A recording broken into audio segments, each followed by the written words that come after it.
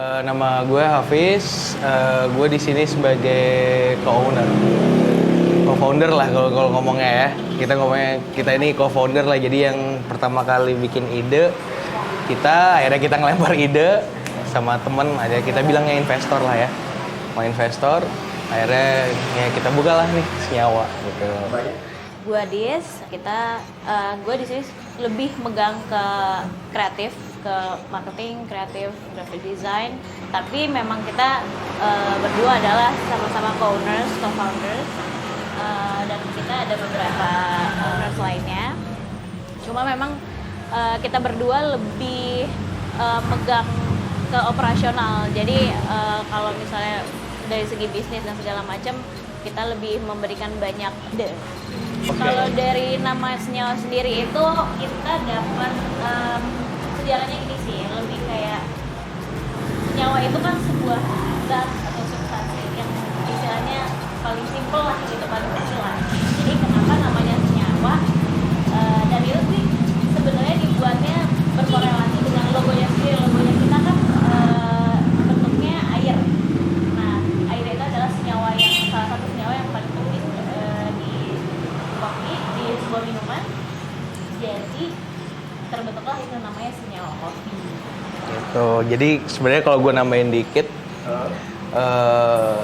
dari air ini, kalau kita ngomongin kopi lah ya sekarang ya, kopi tanpa air nggak jadi kopi, nggak jadi minuman lah.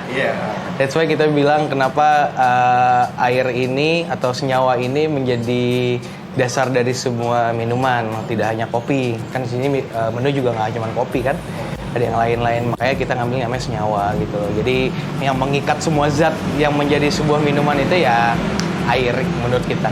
Kalau kita ngomongin kenapa akhirnya memutuskan untuk bisnis kopi lah ya. Waktu itu karena pertama ya tadi background gua. Karena dulu di 2015 gue pertama kali masuk ke dunia kopi sampai akhirnya sekarang bisnisnya juga kopi juga gitu loh. Nah dari situ karena kita di Jakarta waktu itu gue pribadi di Jakarta, kita belum punya coffee shop nih di Jakarta gitu. Kenapa kita nggak coba membuat sebuah ide baru, brand baru yang bisa kita lemparkan atau kita tujukan ke mungkin investor atau siapa. Karena jujur kalau dari kita berdua pada saat itu untuk secara finansial untuk ngebuka sendiri kita waktu itu emang belum ada modalnya. Jadi kita modal nekat sama modal ide sebenarnya. Jadi yang kita jual adalah ide. Kenapa akhirnya kita menyamakan persepsi bahwa oke, namanya senyawa gitu. Ya balik lagi sama sebelum kita melemparkan ide itu tadi kepada investor, kan yang brainstorm itu cuma kita berdua sebenarnya, karena ide itu keluar dari kita berdua. Akhirnya kita coba jelaskan lah ke mereka kenapa kita namanya senyawa, kenapa harus senyawa, dan mereka agree dengan itu, ya udah kita jalan. Oke, yang membedakan senyawa sama yang lainnya, pertama gini, kalau kita campaign yang selalu kita bawa adalah satu, kita selalu pengen pakai beans lokal.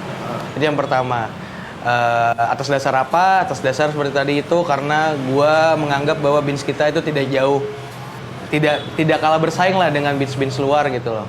Itu satu. Yang kedua, gua sendiri punya prinsip sebisa mungkin membantu para petani lokal untuk menjual produk-produk mereka. Yang ketiga, di luar kita ngomongin kopi, kalau ngomongin di senyawa, kita ada satu lagi menu yaitu coklat sebenarnya. Nah, coklat yang kita pakai semua itu pun juga single origin. Dan lokal. Jadi kita tidak pakai coklat yang sudah jadi, coklat bubuk yang udah jadi di pasaran, tapi emang kita punya coklat yang kita ambil dari petani juga sebenarnya. Nah, coklat-coklat yang kita punya itu dari 3 daerah sebenarnya. Ada dari Bali, ada dari Celebes, sama dari Jawa. Dari mana? Celebes, Sulawesi sama Jawa. 3 coklat ini punya masing-masing karakteristik yang berbeda. Itu juga yang menjadi diferensiasi antara senyawa dengan tempat lain sebenarnya. Jadi kalau kita ngomongin signature-nya kita, yang pertama yang udah pasti adalah beans, karena kita coffee shop. Dan yang ketiga adalah kita coklat. Kalau dicari di pasaran mungkin nggak ada sepertinya. Karena coklat yang kita pakai itu tadi single origin dan kita olah sendiri. Jadi itu mungkin salah satu yang membedakan kita dengan yang lain. Dan mungkin ada beberapa signature drinks yang kita punya sih sebenarnya. Kurang lebih sih seperti itu. Terus mungkin yang ketiga adalah ini berangkat dari background gue dulu juga. Ternyata setelah gue pelajarin yang namanya coffee shop itu, yang bekerja di coffee shop itu kan barista sebenarnya. Barista sendiri menurut kita sama halnya dengan bartender. Menurut kita ya, sama halnya dengan bartender. Kenapa? Ketika orang customer datang ke suatu bar misalnya, ngomongin bartender ya, suatu bar yang membuat dia mengikat antara customer dengan tempat, itu menurut kita adalah si bartendernya itu sendiri sebenarnya. Karena mereka yang bisa engage langsung sama customer, yang bisa gimana caranya mereka bisa membuat si customer itu nyaman untuk duduk di sana sambil menikmati minumannya, kurang lebih seperti itu. Dan menurut kita sama halnya dengan barista. Barista tuh karena yang gue lihat pun di Jepang sebenarnya seperti itu. Mereka barista-barista yang kerja-kerja di coffee shop kecil itu mereka setiap kita duduk nongkrong itu mereka jauh lebih komunikatif dengan si customer ya. Mereka membicarakan sesuatu hal yang terkadang tidak perlu dibicarakan kadang ya kan. Sampai akhirnya customer itu balik lagi karena bukan hanya karena produknya tapi karena experience yang mereka dapat. Mereka kenal akhirnya sama baristanya, mereka punya teman ngobrol, mungkin memperluas linknya mereka juga ujung-ujungnya di coffee shop gitu. Ya, jadi selain apa yang sudah dikatakan sama Hafiz, gue pengen nambahin kalau misalnya Senyawa Coffee itu kan selain experience, kita tidak mau membatasi antara customer dengan barista gitu. Bukan, kita pengennya mereka berdua ini blend gitu. Mereka bahkan bisa membuka link-linknya, bisa mereka sendiri membentuk komunitas untuk datang ke sini gitu. Kayak sebelumnya itu misalnya ada komunitas sepeda suka datang ke sini, atau enggak ada komunitas Vespa. Jadi kayak kita nggak hanya ingin menawarkan produk saja, tapi kita menawarkan kenyamanan gitu. Kenyamanan dalam arti mungkin lebih ke komunikasi antara customer dengan barista kita juga. Oke, kalau ngomongin beans, sebenarnya gini, kenapa kita pilih Bali, Sumatera, sama Jawa misalnya?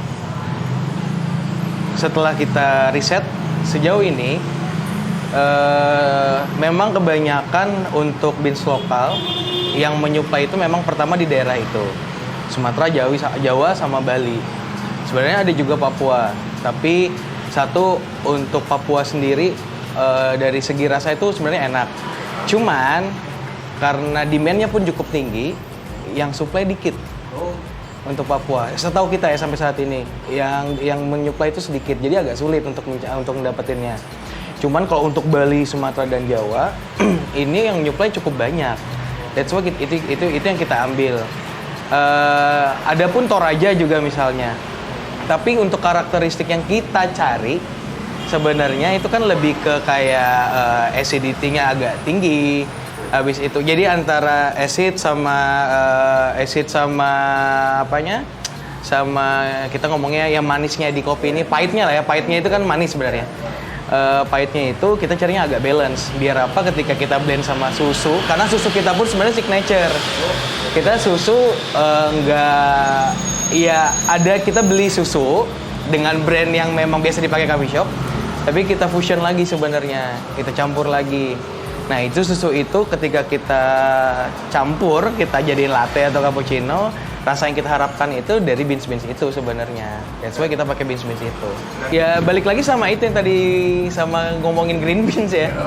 Kalau gua, karena satu coklat kita tuh, kalau mungkin nanti Mas bisa nyobain juga.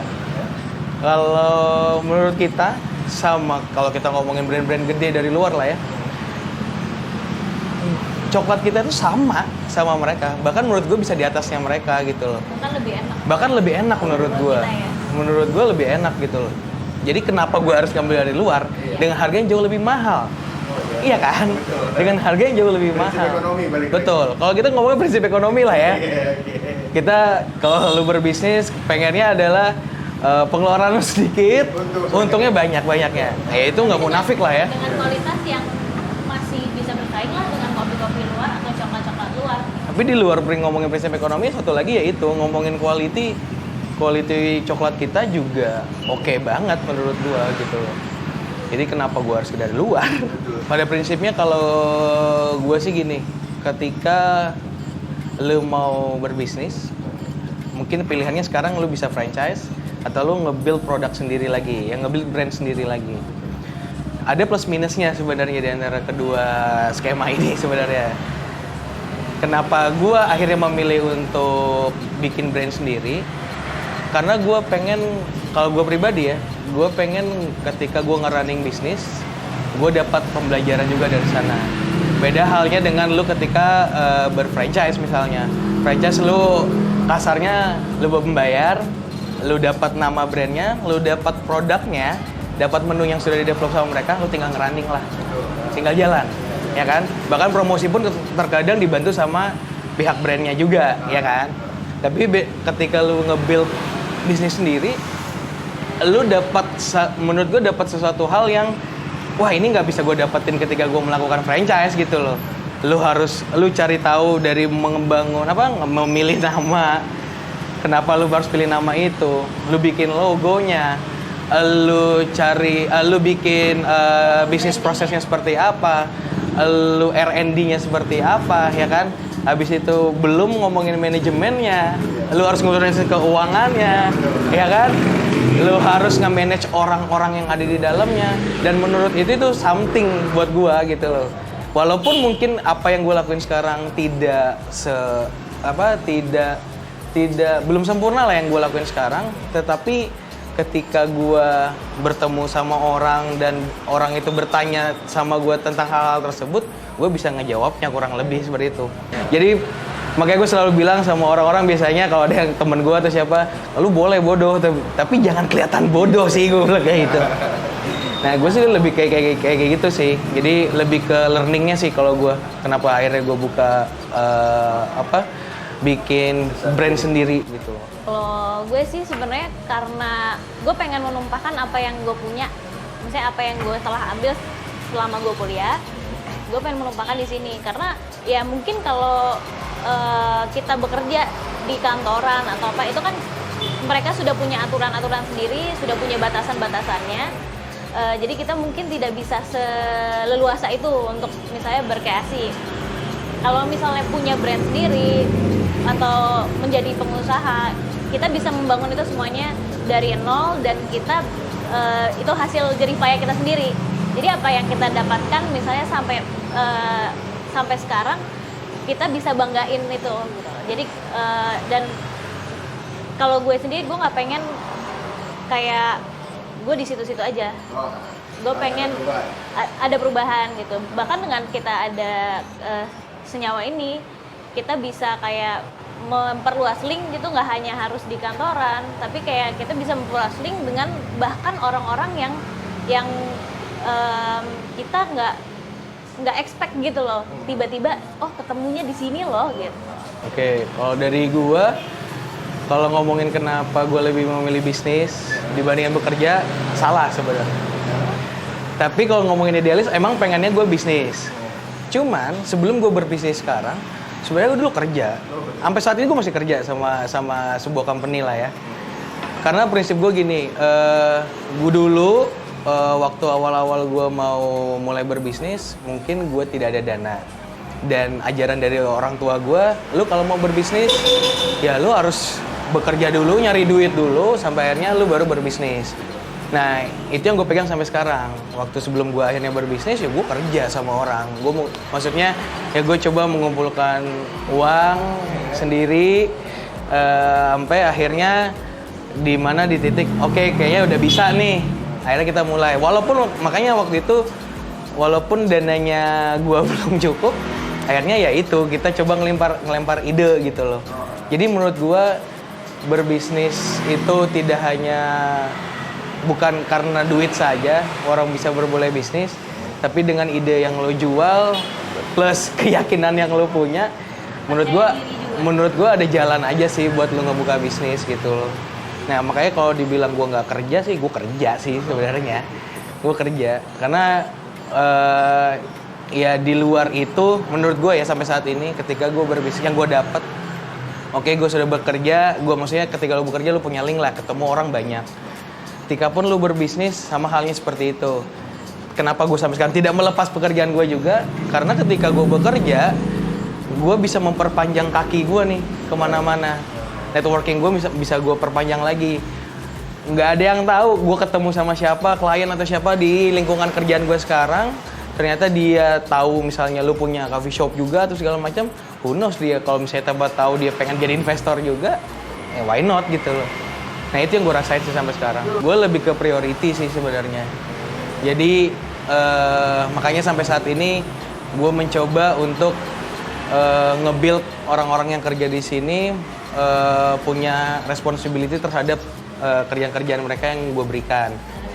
Dan lebih mandiri. Karena apa? Pada prinsipnya lu ketika punya bisnis kan lu nggak pengen semuanya A sampai Z lu ngerjain semua. Pasti.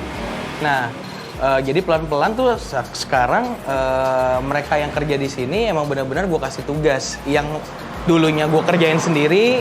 Nah, udah gue bebanin satu-satu ke mereka, termasuk ke Adis juga gitu loh. Jadi gue tidak bekerja sendiri karena gue tahu kalau gue bekerja sendiri ya gue nggak bisa ngebangun ini dengan baik juga gitu loh. Itu sih. Gue boleh nambahin nggak? Oke, silakan. Jadi kita kan selain dia bisa memberikan responsibility ke barista-barista kita dan ke gue juga gitu.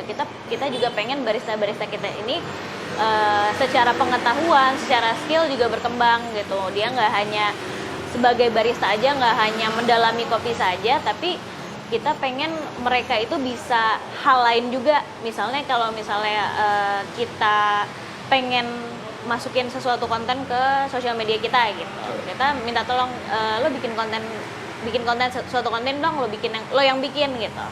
Nah mereka jadi bisa berkreasi juga lah di hal itu, jadi nggak hanya membuat kopi atau membuat minuman, tapi hal lain juga mereka jadi bisa. Kita baru kok. 2019. Kita 2019. Sejak awalnya itu memang sudah dikembangin. Sudah dikembang. Nah, kenapa sih senyawa ini atau kalian berdua?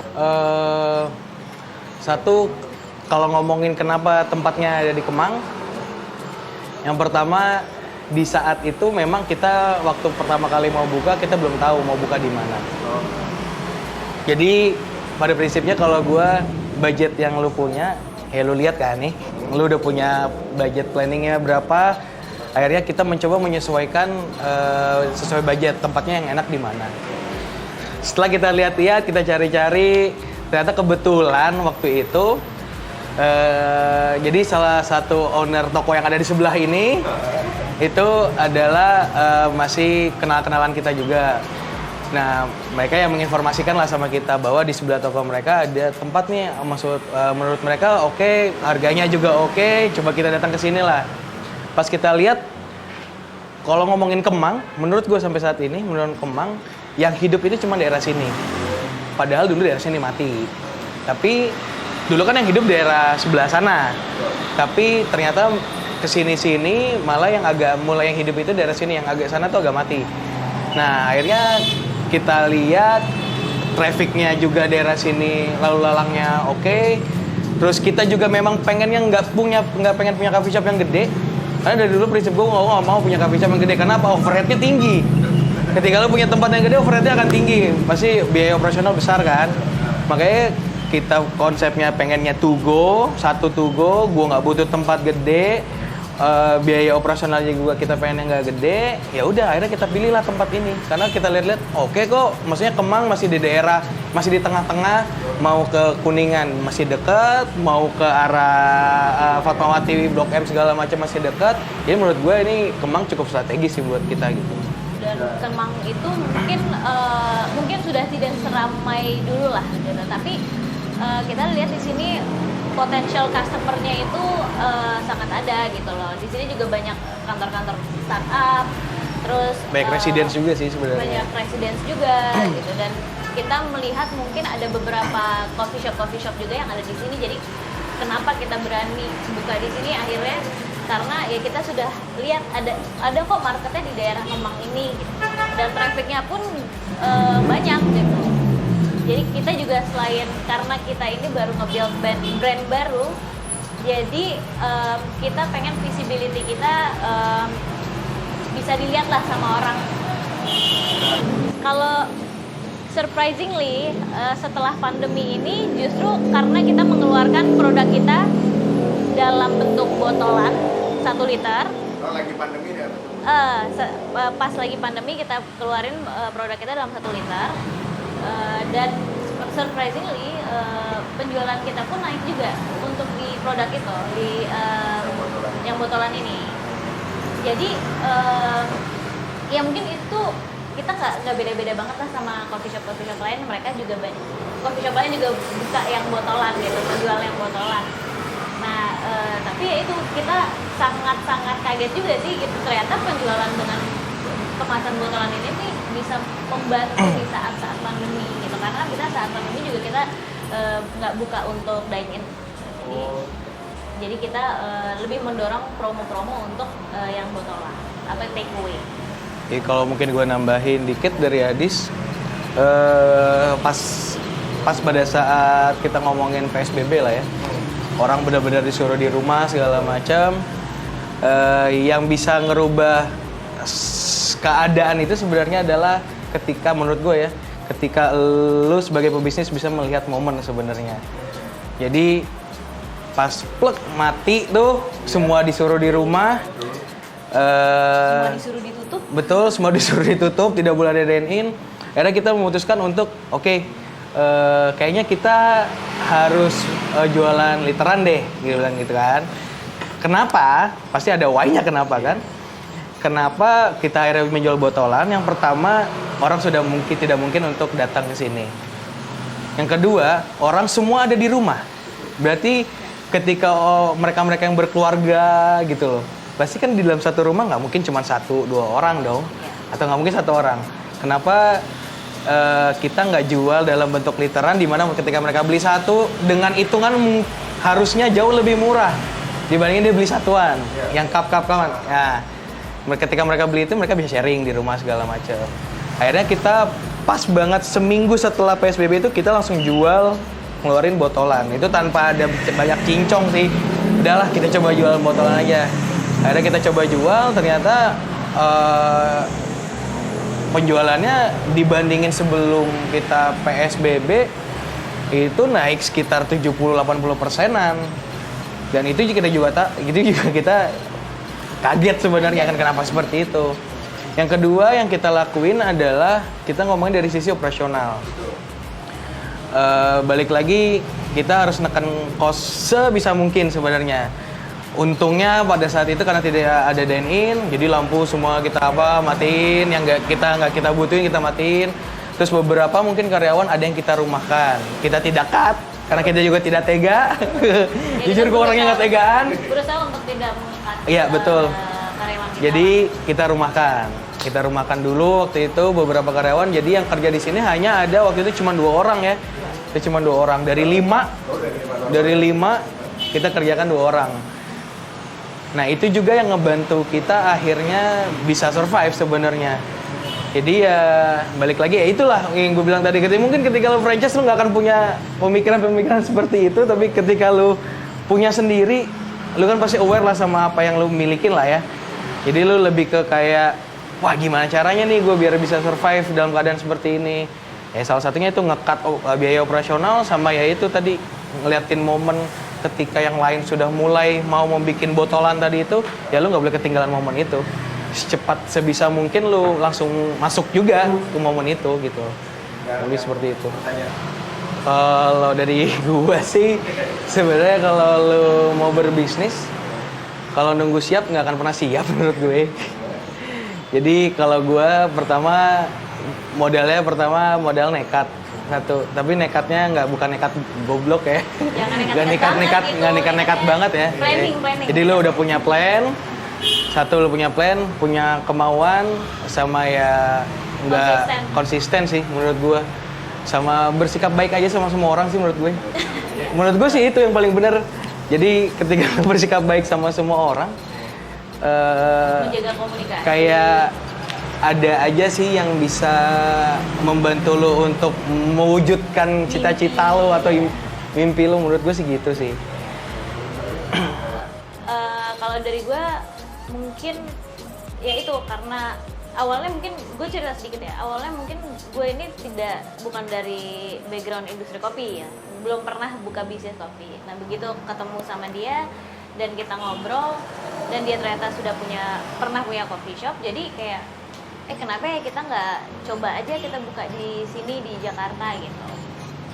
Nah akhirnya kita saling membantu, saling berkomunikasi, nyari ide segala macam. Akhirnya terbukalah nih Senyawa Coffee. Nah sebenarnya ya itu benar modal nekat, konsisten, jangan lengah dan bisa ngebaca market juga sih.